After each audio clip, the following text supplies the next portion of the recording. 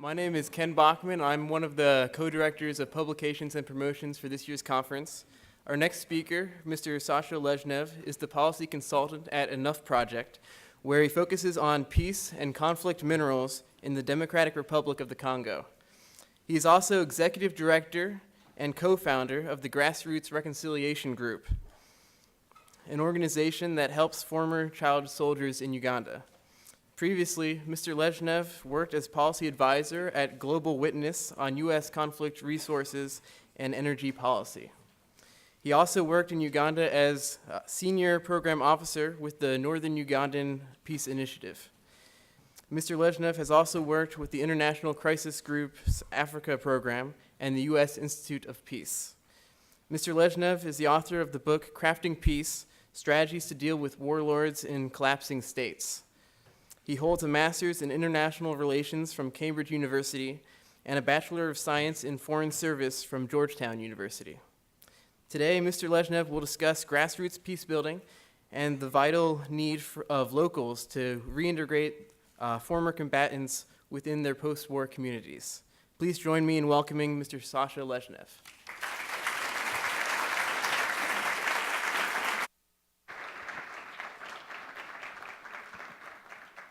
Well, thanks a lot, Ken, for your great introduction. I got to say, first of all, you guys almost completely scared me off when I landed yesterday. The first thing I saw when I got off the plane was, tornado shelter. I was like, oh God, what am I in for out here? So I can see was really a preview to the peace-building tornado that we have out here. So yeah, you guys are doing a really, really fantastic job. I think it's really incredible that this is a 100% student-run conference. Everything is very, very smoothly. I've run conferences before, or helped run, I should say, and not everything always went so smoothly as it's going here. So thanks to you guys.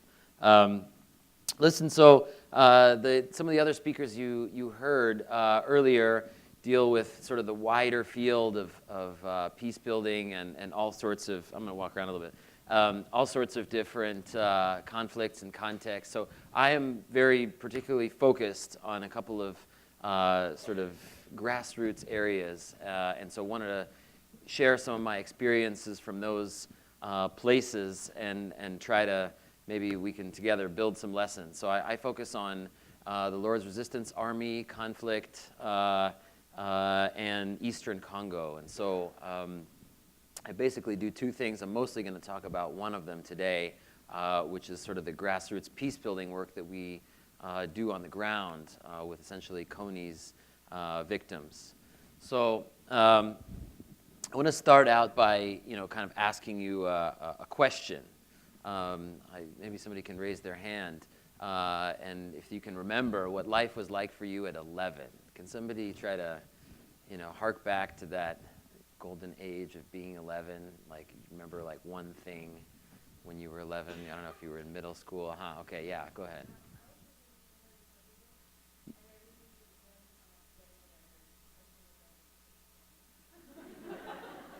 You dreamt of getting a letter, like from Harry Potter?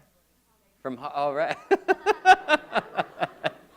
That is awesome. Does anyone else have a story from when they were 11?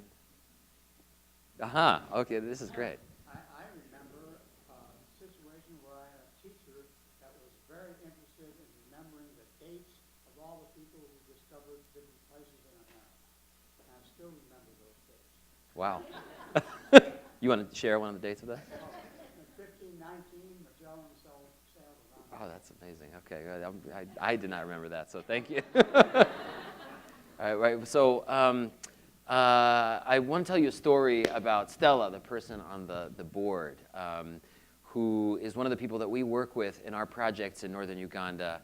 And she told us a story about when she was 11 in northern Uganda. In that particular place, Joseph Kony, if you may have heard of by now, it's a good thing I gave the talk today and not like 3 weeks ago. Otherwise, nobody would have heard of him. So Kony's rebellion was full on in northern Uganda. And so Stella was abducted from her hut, where she was living with her family, along with a couple of other family members of hers. And she ended up spending the next 8 years with Kony's group in all sorts of different places in northern Uganda and what's now the Republic of South Sudan. And it was a very, very powerful experience listening to her story. She was forced to witness all sorts of different atrocities out there. She was forced to sort of be a so-called wife to one of the commanders. You can imagine what that would entail, basically sexual violence for many years from the age of 11. She was then transferred to another commander. And finally, after 8 years and giving birth to 2 children from this particular commander, she was able to escape.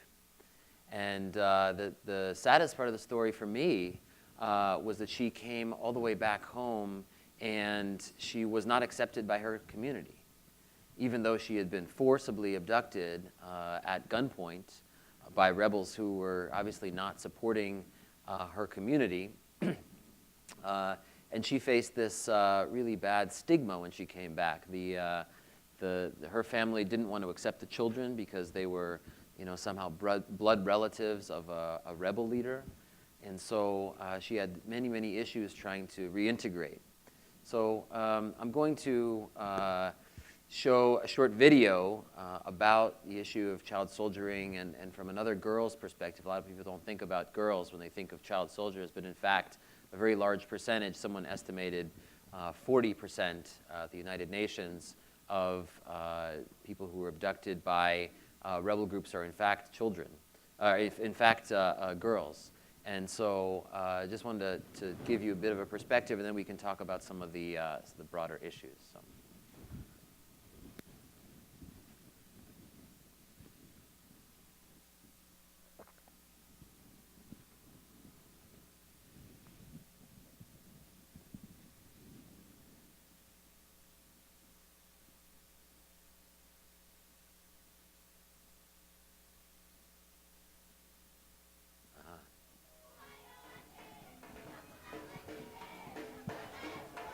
Hatukuwa tu kimya, village yetu tulikuwa tumekala bien.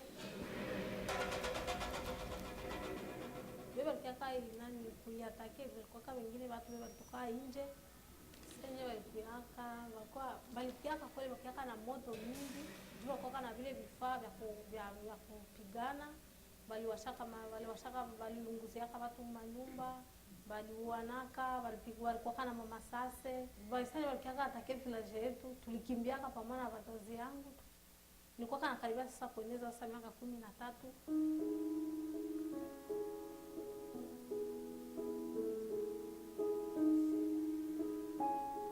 Jina langu Madelene. Niko na miaka 15.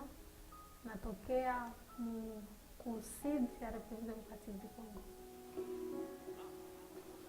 Nilipenda kusema juu ya experience yangu juu nilikuwa mtoto kwanza, nilikuwa fie soldat, nilikuwa mtu mwenye kwa kijeshi.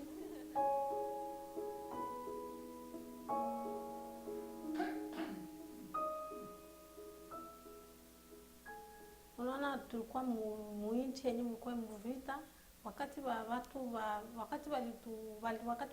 walituamvaira kama kuiso mwingine yetu. Hakukuwa mtu wa kudefendre pays. Hakuna mwae. Bakabakuwa kapali kulibali. Kia nikamata kunyumba, nilikuwa natwanga sombe. Kusanya ule wale basoda walikiaka. Bazazi yangu wako pale pembeni, wakaona gisi naenda.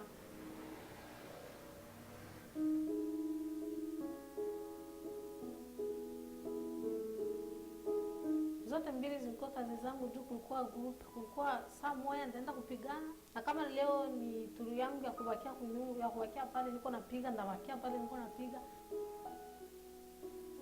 The United Nations Security Council has chosen this issue of child soldiers as the only human rights issue on which it will be engaged. But also the International Criminal Court has made this a war crime and a crime against humanity. This is a case about children having been used to participate actively in hostilities. Thomas Lubangarilo made the children train to kill, and they killed, and the children died in combat. There are between 250,000 to 300,000 child soldiers in the world today, of which 40% are said to be girls. As a phenomenon, it happened in the 80s wars with the AK-47s on the market.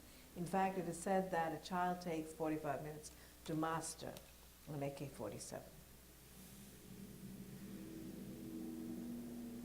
The children have an underdeveloped death concept, so they tend to be very fearless in battle. They will go rushing like cannon fodder against the enemy. Kwanza zenye nilipataka ilikuwa kwanza sasa hivi hatukuwa hata na bunduki moja, hatukuwa hata na kitu. Na mimi nilikianga jiuliza, nilijifunza kuua, nilishindwa kujua. Juu ile mara kwanza vile tulikuwa na hatukuwa hata na vyombo vya special, mimi tulikuwa tuna sasa hivi mpanga na topito moja hivi tulikuwa tunapiga, kisha kupata hapa utasikia kizunguzungu, na kisha nakia na mpanga, na kisha nakata na kamata bunduki yako. Ndio ile tukisi nilijifunza, na ndio ile nilianzaka na nikafika naendelea.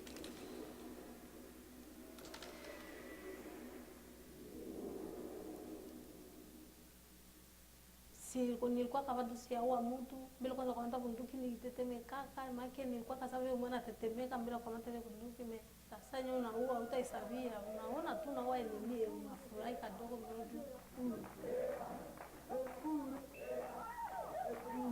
Hawezi ndio sasa kama hivi nisakuwa hapa kwa kilomita fulani, huko nyuma niliacha naua wangapi? Hawezi kumbuka. Unajua tu hivi gisi niko naenda, maana yake niko naacha naua, mimi hawezi jua nombre kateni. Tupigane, bako batupatia bangi kidogo, tunakunywa, tunavuta, na ukisha kunywa ile bangi unakuwa clear, maana yake usikii tena boga, hauna haya, hauna nini, unakuwa tu bien kabisa, unaanza una batu wote pale vile, auone hata kitu, maana yake unaona sasa vile ni kawaida kwa mtu. Sasa ile bangi inaisha, sasa tu tulikuwa tunakunywa bangi kidogo cha kutupatia nguvu.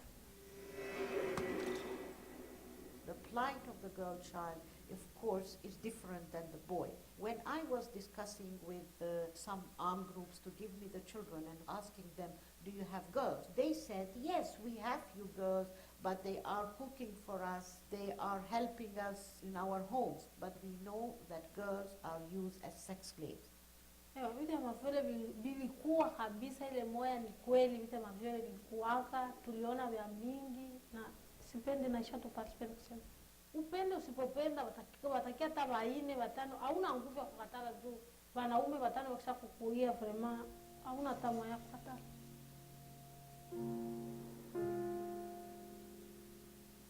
Aupendi bana kukuia tu, au kwa hata prepare maki au vitaki, ndio maana niliamua tumfike tunatoka tu. Hawezi kosa juu nilifanyanga kwa miaka 2 sivupe. Nilifanyanga kwa miaka 2 na nilivishi yako kila saa na kila siku. Mpaka vipi ngaki mwakili yangu.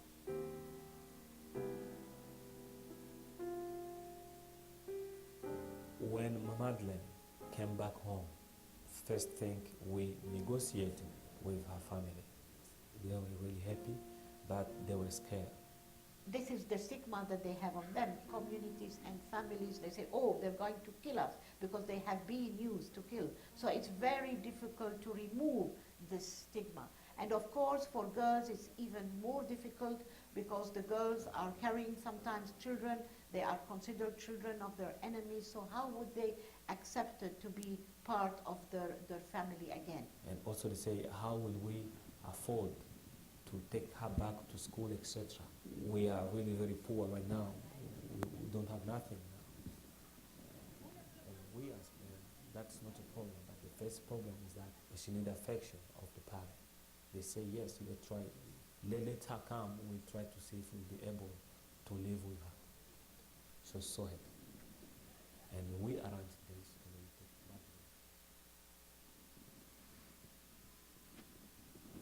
So this is still happening today in Eastern Congo, in Northern Congo, in Central African Republic. The UN estimates about 30 countries around the world still have child soldiers. This is the context that I work in. Is it possible to have the PowerPoint back up? Yeah, thanks. So this issue of stigma is really powerful, and it really prevents a lot of positive things to happen both for the former combatant themselves and the community. So, first of all, it increases people's trauma, right? They're trying to, they just spent, however many days or weeks, trekking from where they were basically in the jungle to, to safety. They probably spent weeks or months or even years thinking about how they were going to escape. They were there against their will, and yet when they come home, people are calling them killers, crazy people, rebels, et cetera. And so that, only makes their sort of psychological trauma worse. Secondly, when the community doesn't want to interact with them, it prevents them from re-socializing again. If you can imagine, Stella, for example, came back when she was 19, was abducted when she was 11. Those are really formative years. If you can think what happened between, the time you were 11 and the time you were 19, that's when you went to middle school, high school, starting college. Like, those are really important years of your life. And, all she knew was war, violence, sexual violence, et cetera. And so, the stigma basically, prevents her from re-socializing again. We meet so many of these kids and young adults who are isolated. People don't want to hang out with them. They want to play soccer with them. They want to play volleyball with them. So that's another issue. And thirdly, economic activities, right? So when we started our projects 5 years ago, everyone in northern Uganda was in a camp. Almost everyone, 90% of people lived in what they call internally displaced persons camps. And so the economic activities were very, very scarce, but people were starting to do small things, small businesses, brick making, et cetera. But they didn't want any part of business with these so-called former rebels. And so it was very difficult for them to actually get engaged in these activities and at least provide a little bit of hope for their lives. So just some more basic facts about child soldiers. So yeah, somewhere between 280,000, 300,000 child soldiers still around today in about 30 countries. Many of them, almost all of them, I would say, were abducted against their will. Sometimes they stay there for a longer time, as you saw from the video. They get motivated. You can become powerful if you kill more people or you abduct other kids. But eventually, almost all of them run away. Why do armed groups use child soldiers? Because they're easy to manipulate, right? It's really easy to strike the fear into a 10-year-old or a 13-year-old as opposed to someone who's much older. So that's one thing. And oftentimes when these kids will get abducted, the first day that they go out with the rebels, they'll be forced to witness an attack or forced to commit a crime so that they know how powerful this particular armed group is. I met many, many kids who we work with who said, the first day out there, we had to kill our friend who tried to escape.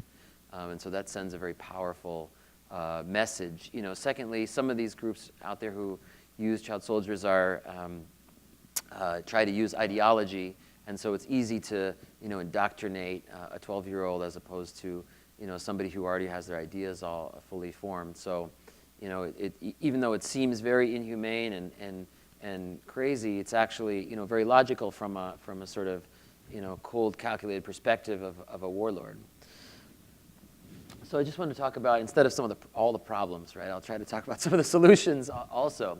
So some of the key issues in trying to build peace with ex-combatants and child soldiers that we deal with. Number one is the community context is very, very important. So many places, in particular ones that I work in, are largely community-oriented societies, a lot more than we are. Well, maybe you guys here at PRIN are super community-oriented. But I know in DC, everyone sort of leaves their own lives, and that has a big impact on peace building, right? So if you think, okay, well, if someone's traumatized here, you'd send them to a psychologist, right, or a psychiatrist. Over there, oftentimes the best psychologists or psychiatrists are their local community leaders, whether it be a traditional elder or a chief or a religious leader or somebody like that. And so, the group dynamic is very, very important. People like me from the outside, are maybe have some skills in management or facilitation or something like that, but in terms of actually dealing with those deeper, very localized issues, it's the local communities and the groups that can have a much stronger impact than I can. Secondly, it requires, if you think about it, like let's give Stella as an example, spending so many years out in the bush means she didn't go to school for all that time. And so, we try to work with some of these people to get them back into school, but, you got to think it requires a lot of patience and skill building to get them up to the same level that the kids are who were not abducted. And so oftentimes NGOs will come in and say, okay, well, we'll do a 2-week training course for you on, tailoring, or a 3-week course in, bicycle repair or something. And then, we'll give you a little startup money and go and start your own business, right? Well, these kids have been, kids or young adults have been basically, killing people, been witnessing killings. They know how to run in the bush away from the army, but, they don't know how to start businesses. They don't know how to, work in group settings. People don't want to work with them. So that requires a lot of patience and time, and that's really time well spent as an organization, even if it may not sort of check a donor box for you that you help 5,000 people. If you can help 500 and you have the patience to help them develop their skills, it's very important. So just basic skills like literacy is important, and getting them together in group settings to do those literacy classes, just basic financial skills, basic group structure skills, so helping them set up a president and a secretary and a vice president and a treasurer, and know where the bank account is kept and so forth. These are sort of basic things that you all and we all learn as students to do in clubs, right? But because they weren't in school, they didn't necessarily learn how to do that. Thirdly, I would say that's really important for peace building is like what Chick said yesterday, local empowerment. So not coming in with all the ideas from the outside, but helping them solve their own problems by themselves, and just providing some support to that, I think is really, really important. Oftentimes outsiders will come in and say, oh, you have, like groups will come to us and say, oh, well, we have this issue that, some guy stole some money, can you sort it out for us? And almost always we say, no, you guys are the ones to sort it out, but, tell us where you need, tell us about the problem, maybe we can help you think it through. And so I'll just give you an example there. This did happen once in one of our projects, that one of the people that we entrusted as president of the group had run away with the startup capital that we had given him. We subsequently learned to hand over the startup capital like only in a group setting, so everyone saw who was getting the money and they shared it better. But in that particular instance, like they basically wanted us to go and arrest him, and we said no. Well, let's figure out how to work it out, right? In your structure. And so what ended up happening was in fact the group leadership itself, like the vice president and the secretary and the administrator, all came together, and they came up with some way to basically oust the guy themselves, then try to work with him and his family so that he would get back the money. In fact, they did it all on their own. And some of these were former combatants, and some of these were local community members who were previously very opposed to working with some of these former child soldiers and combatants. And so, that was a case where, hey, it's not just that you can say hello to this person or have a meal with them, like you're actually jointly solving problems together. And I think that joint problem solving is quite important. It's real world problems. And then lastly, I would say, is ask them. What do they want to do? So like my initiative is called the Grassroots Reconciliation Group. And we have like a small tagline, but it's basically pretty general because we run all kinds of different projects that are based on local people's ideas. And so originally we thought, okay, well, we'll do grassroots peace building, we'll bring in some counselors, we'll use some religious leaders, sensitize people, and as it turns out, that's not what people wanted at all. They wanted to do business activities. And we said, okay, well, that's cool. We're not a business organization, but if you guys want to work together on businesses, like, half former child soldiers and half community people, we can help facilitate that. And so that's what we've basically mostly been doing, the skill building and the business part. And so, as you see, we run a lot of farming projects. We do brick making, where people can work together once, twice, 3 times a week. And then people have spun off small businesses from it. So they have like local pancake selling stores. They do carpentry. We have one which you showed at the beginning. They do a solar-powered sewing center. So that's another one. They also do a solar-powered cell phone charging business. All kinds of things. I could go on for a long time. But so I think that focusing on those local priorities is really important to ask them. Just to give you an update on Stella, since I presented her rather depressing story, I don't want to leave you with a depressed feeling.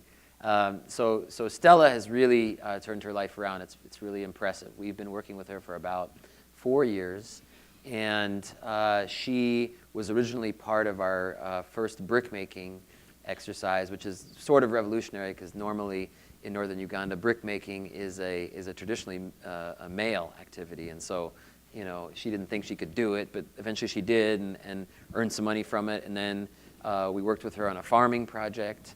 And she's now able to send her kids to school. She got remarried and has other children now, and she opened a tailoring shop.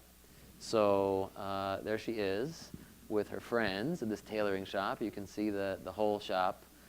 It's pretty cool. They make dresses. If anyone wants one, I can get an order, and we can probably get it the next time we go out there.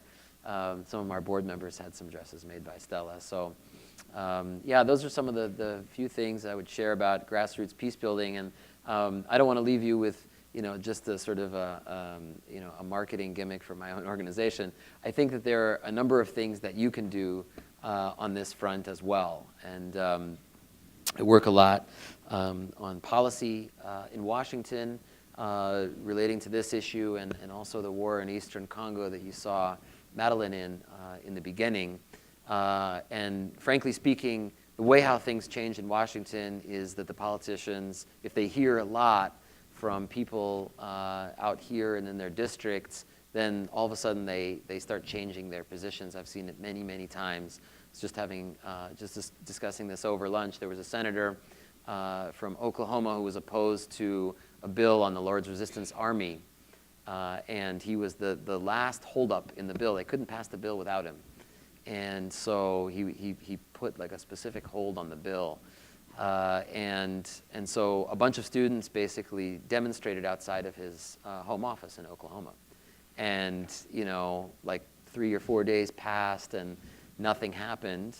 This is a pretty stalwart senator. And they decided to up it. So some of them, went on a hunger strike.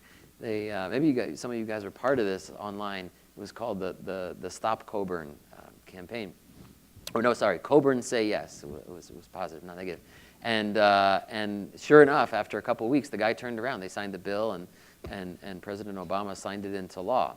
So, people's voices really do matter, and this was largely a student-driven campaign. So that's the first thing I would say is you can get involved as student activists, and it means a lot to the so-called decision makers in Washington or New York or wherever they may be.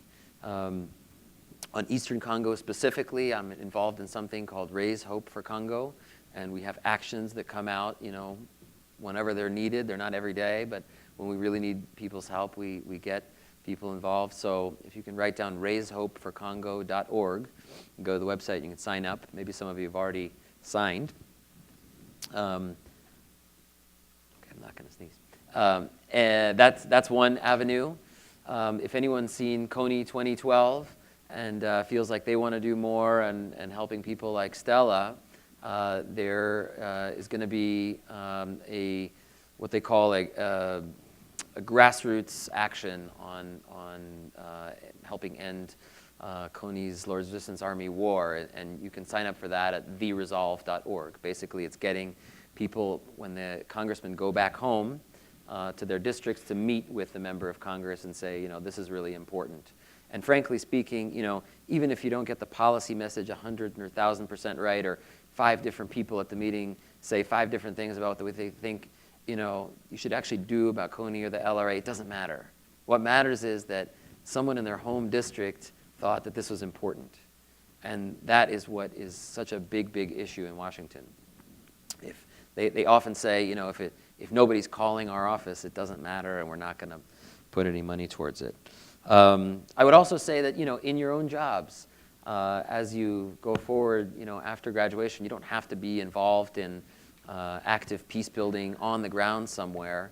There are many, many roles for peace building within your corporation, within your organization, within your volunteer opportunities, just trying to keep peace building in mind. So I echo what Chick said yesterday. You don't have to be working at a nonprofit, although that's great.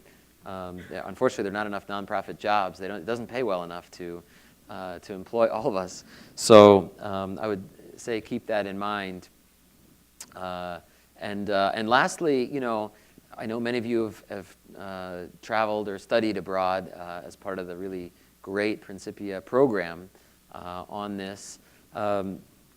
I would say that if you're interested really in working in grassroots peace building in other countries, when you feel that you're ready, one of the biggest pieces of advice that I give to people is actually just go to the country that you feel most passionate about.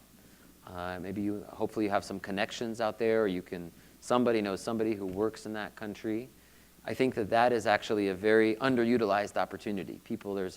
I meet all kinds of job seekers in Washington with master's degrees or PhDs who are looking for jobs in this field, but very few skilled people actually go out to the developing countries compared to those here. And so you'd be amazed at the amount of positive reinforcement you'll get from local organizations or NGOs with local offices who are in need of basic skills like native English speakers, people who are willing to work hard for the cause. I think that it's definitely worth a try. I know about a dozen or so people who did that in Uganda, where I used to live, and all of them got jobs. So obviously, like, when you're ready. So anyway, I'll stop there. I was going to show another video, but I think we're okay. So I'll just more than happy to take questions. And thanks a lot.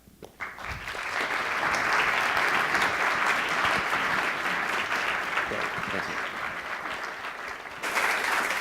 Thank you, Mr. Lezhnev. Now we have a few minutes for questions, so if you do have a question, you can stand up and an usher will bring you a microphone.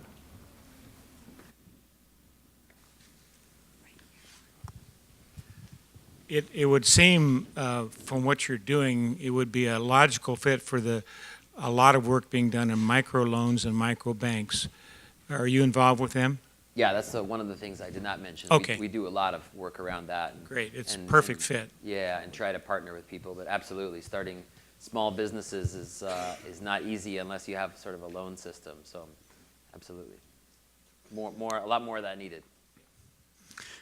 I think what you're doing is extremely important, but it does seem to me like it's cleaning up after a war has happened and not doing much about stopping it from starting in the first place.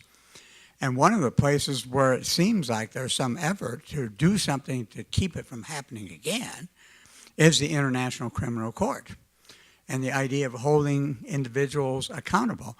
I think one of the things you're talking about, people need to be involved in political processes. I think we got to know what's going on, that the United States is one of the countries that has not signed the Rome Statute for the International Criminal Court. We are not doing what we could do in order to advance it. And I think if we want some kind of policy idea, at least President Obama could unsign the unsigning that President Bush did. That was a presidential order. And I would like to encourage everybody, just send an email message to President Obama saying, why don't you unsign the unsigning of the Rome Statute? So the United States is at least a signatory for the Rome Statute to support the International Criminal Court. Yeah, I would, absolutely support the work of the International Criminal Court. I mean, frankly speaking, I was actually opposed to the ICC at the beginning because of what they started in northern Uganda.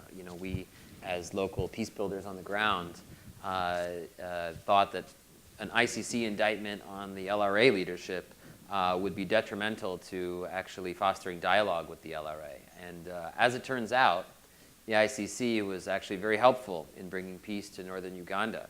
I spent some time with some senior former commanders of the LRA just a couple of months ago in northern Uganda. And basically what they told me, they said, well, whenever there were peace talks going on, our commanders ordered us to go and rearm and reorganize. Those were the orders. And please waste as much time as you can through these peace talks, unfortunately. Actually the ICC, what is the direct quote from, a very senior member of the LRA, said, the ICC is the language that Kony understands and can actually, and what brought peace to northern Uganda. So I think the ICC is really important. I think that with the trial that happened recently and the conviction of their first case on child soldiers of Thomas Lubanga, the one you saw in the video, is already acting as a deterrent. Our field reports from Congo say that child soldier recruitment is down in eastern Congo. Now that's very context specific. People have heard about Lubanga and the trial and et cetera. They don't want to be there. So I think it definitely has a strong effect. I think in terms of the specific ask, as I believe it's the Senate that has the power to actually ratify. It's a treaty, right? So the advocacy would have to go towards Congress, I believe. There are two steps. One is signing, the other is to the Senate for ratification. Clinton signed it, then Bush unsigned it. So what has to happen? Oh, they have to now? do both. Okay. Obama has to say, we unsign the unsigning. That means we signed the treaty. Yeah. I fully agree with you. I think the only thing I would say is, despite us being not an official signatory, Obama's team has been very proactive in helping get war criminals and pushing international justice. Their ambassador Stephen Rapp has been extremely active in Congo specifically, and I hope that he will stay on if there is in any other political situation. Could you say something about conflict minerals specifically in the Congo in that area? Sure. So that's the other thing that I work on, right? That's basically my other main job is to combat the trade in conflict minerals. So we were just talking about this. Basically, we went to Eastern Congo about 5 years ago and saw so many of the different atrocities that were going on with child soldiers and particularly sexual violence against women. And we said, wow, this is horrible, and what can we do about it? And aid programs and centers for them and prevention, we thought was really important. But why are these armed groups still involved in that, and why are they perpetuating this horrible cycle of child soldiering and sexual violence? And as it turns out, they make hundreds of millions of dollars every year from a trade in minerals that go directly into our consumer products. So in particular, cell phones and laptops have these minerals. We call them 3 T's and gold. So tin, tantalum, tungsten, like one of them makes you able to send a text message. Another one makes your phone vibrate. And so maybe you helped sign the petition a couple of years ago. We helped pass a bill on that issue, but it's far from being done. And right now, the Obama administration needs to help come up with sort of a certification process to basically enable a clean minerals trade or enable a clean minerals trade to happen. I was just on the ground out there and saw some progress as a result of the bill. Like a lot of the mining communities were being demilitarized.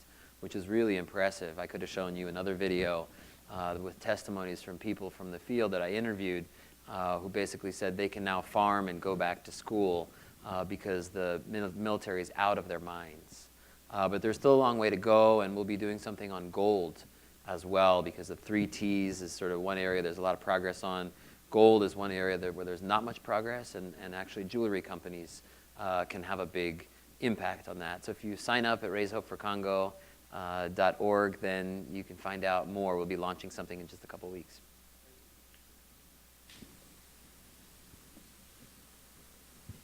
No more questions? I would take 2. There were 2. Okay, yeah, go ahead. Just short.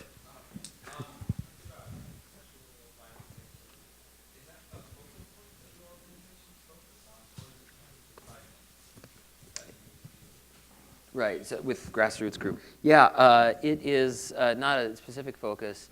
More or less our work is to try to bring people together, help them solve their problems through those local community structures. So, in northern Uganda, sexual violence, was certainly one of the things that happened, but it was not as super extensive and widespread as it is in eastern Congo or some other areas. And so, we basically, if people have trauma and want to come forward or want to have support networks, that's more or less what we try to build up, whatever trauma that they have, but we don't have a specific one.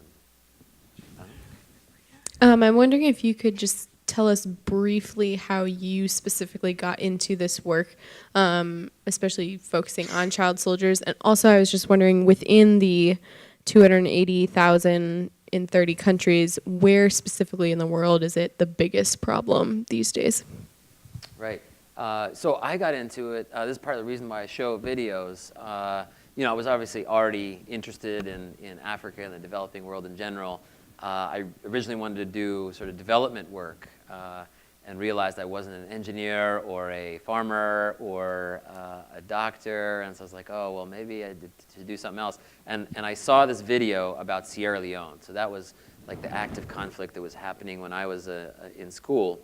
And it was just incredibly powerful. It was like a Sunday night, our professor invited us for pizza.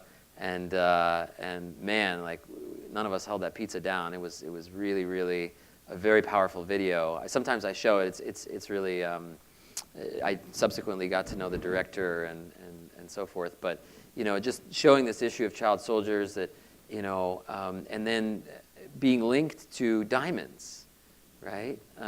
Diamonds weren't the original cause of the war in Sierra Leone, but they became the focus of the war because the rebel groups could make so much money. They would have negotiated peace long before if they didn't have these diamonds. And I heard about this consumer movement in England led by Global Witness, who was working on the issue. I was like, wow, this is so cool. Not only are there people working on the ground, but they're like people working here. Like we can play a role and have an influence. That's incredible. So that's kind of how I got into it, and one thing led to another. So, all right. Well, thanks so much.